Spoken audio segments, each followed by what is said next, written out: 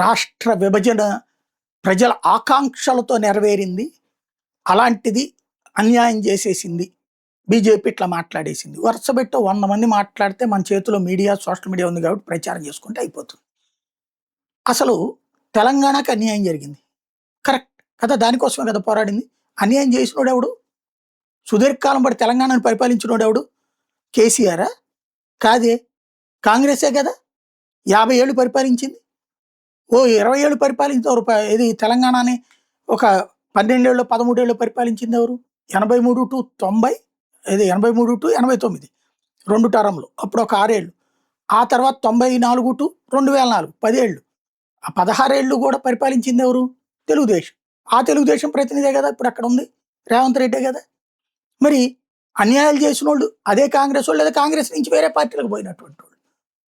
మరి అన్యాయం చేసింది ఎవరు తెలంగాణకి? పోనీ ఆంధ్రాకి ఏమైనా న్యాయం చేశారా? ఆంధ్రాకి అన్యాయమే కదా చేసింది. ఈవెన్ రాష్ట్ర విభజన అప్పుడు పచ్చి బూతులు, పచ్చి అబద్ధాలు, తప్పుడు ప్రచారాలు. ఆంధ్ర సంపన్న రాష్ట్రం, మనం చెడిపోయామని చెప్పి అబద్ధ ప్రచారాలతోనే కదా చేసింది.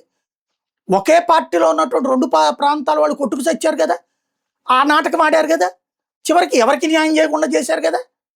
మరి ఈ పాపం చేసి అబ్బే చాలా సవ్యంగా జరిగింది, పోరాటాల వల్ల, పోరాటాలని చేసే స్థితి తెచ్చిన వాళ్ళే ఈ మాటలు మాట్లాడితే ఇంకెవరు చెప్పాలా?